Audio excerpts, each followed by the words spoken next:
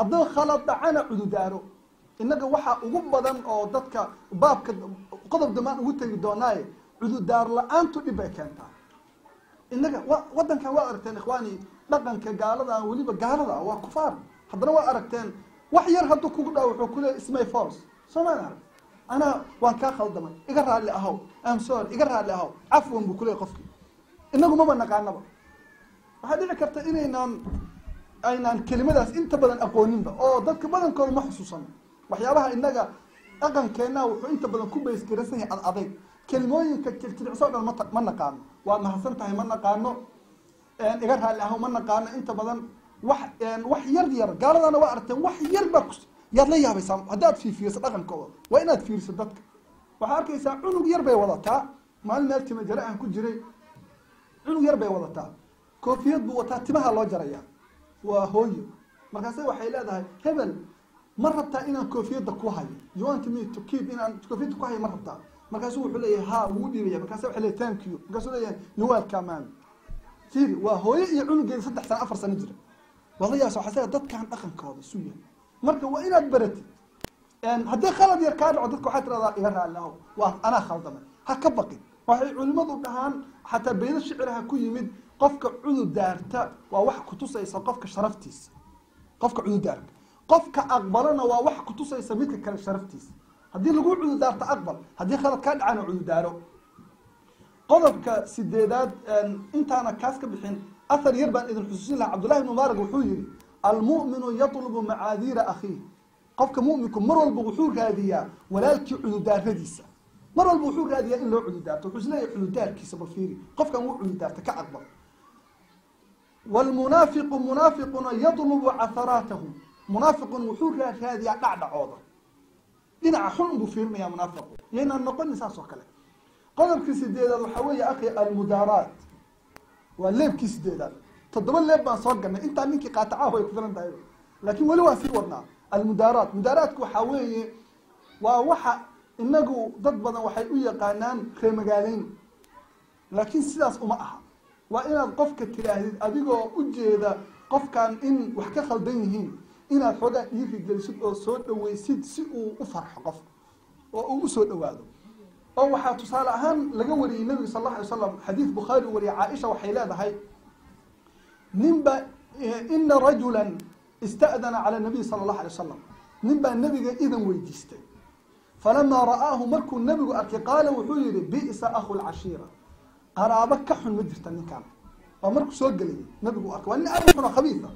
نبي ونب عن نكاس وكسو بئس أخو العشيرة إذنوا له وإدماء قرابك كحن نكام مدرتين أي النبي صلى الله عليه وسلم مركاسي وحيلا عائشة فلما جلس مركو النبي لا فريستي منكي مركو نينكي صار فريستي فطلق النبي صلى الله عليه وسلم في وجهه النبي يقول نينكي وجهه أفرفري ودول عديي والله شاكيستي وسود دويه سفي عم بولا هوي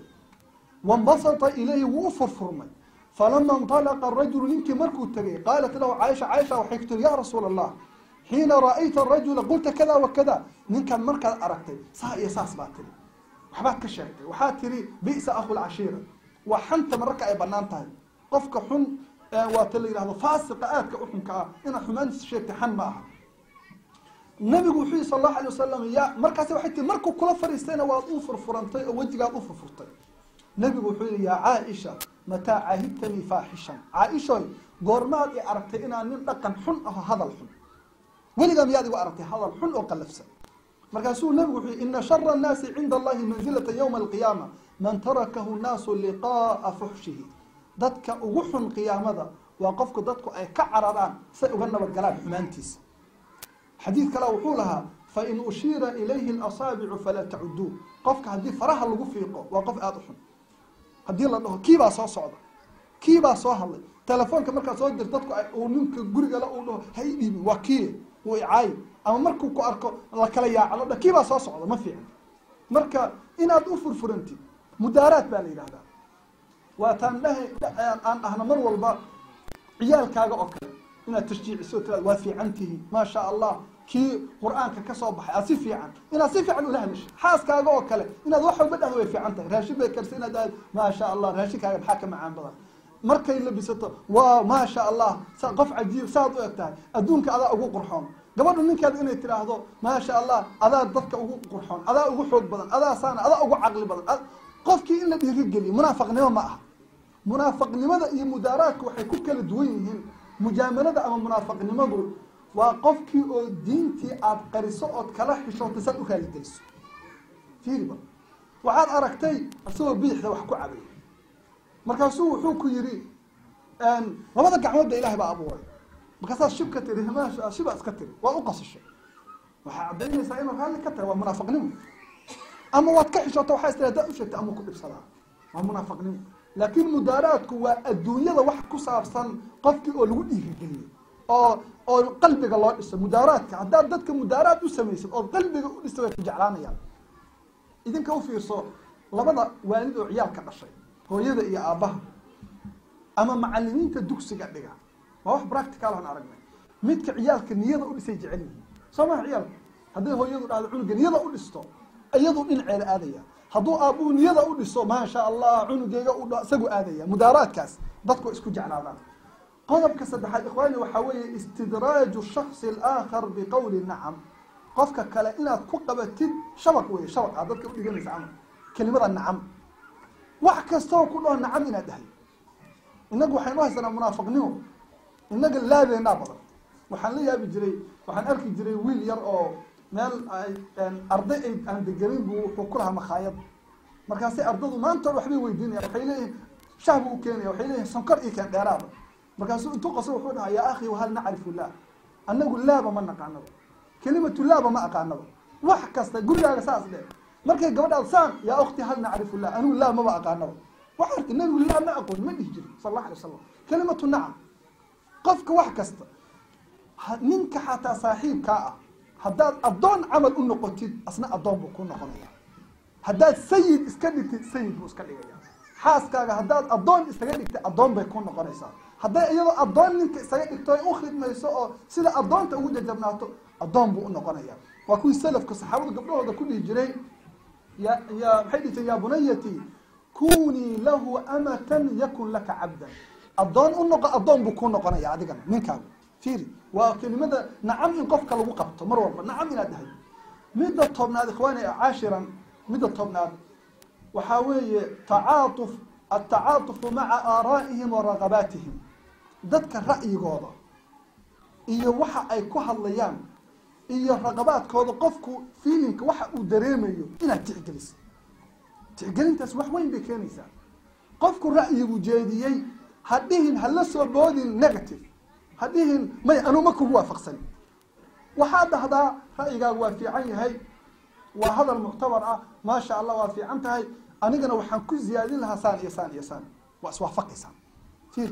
wuxuu aaminayaa qofkii inaad la dhacsan tahay waxa uu sheegayo oo aad dhegaysanayso ayuu aaminayaa midda kale tanaad waxaa weeye iyaaka wataxaddi waxaad iska ilaalisaa taxaddiga taxaddigu waa maxay inagu waxaan dhahnaa mindi kutaab qofka in laga hor keeno hadalkiisa hadal lagu taago ama waxa ay challenge-ga qofka challenge in lala sameeyo taxaddi baa la yidhahdaa hadda inaga guriga markaad joogtaan ama masaajidka aad joogtaan ikhwaani banooni lama ciyaarayo doorasho laguma jiro laisma garab ordayo qof walba qofka kale ka reey tiim ma ah meesha waxaa loo yimid waa dadku inay isfahmaan oo wada noolaadaan soo ma ah taxaddiga dhan noloshaada ka saar taxaddiga dhan noloshaada ka saar ragga waxaa la yidhaahdo waxaa la yidhi waxay aada u jecel yihiin inuu ninku taxaddi ninka kale la sameeyo wuxuu jecel yahay in ra'yigiisa haddii laga hor yimaado uu ka qaalib noqdo qofka uu dardaro muu jecel yahay ha isku dayn marka inaad qofka ka hor timaadid haddaad ka hor timaadid waad maqasheen mucaawiya shaam buu wuxuu ka ahawaali weligii baa la yidhi reer shaam kama soo dacwoonin markaasuu cumar baa wuxuu dhihi jiray reer shaam ka waran weligii ma ay soo dacwoonin intii kuufa dad laga faayir garaynayay oo laga cayrinayay weligii lagama soo dacwoonin markaasuu wuxuu dhihi jiray aniga iyo reer shaam waxaan isu nahay laba qof oo tin isku haya tin haddaad tin dheer qabato anna dhinacaan qabto markay jiitaanna waa u daayaa markaan jiitana waa ii daayaa maanta dhan waa isii jiidaynaa midna kama go-ayso haddii qofku markuu wax ku dhaga awdaysa adigana markaa ku dhagto laguu daayo dadka waa iswaafaqayaan laakiin hadduu qof walba isdhaa adigu qaalib noqo oo adkow waxay noqonaysaa waa cajiib waxaan arki jiray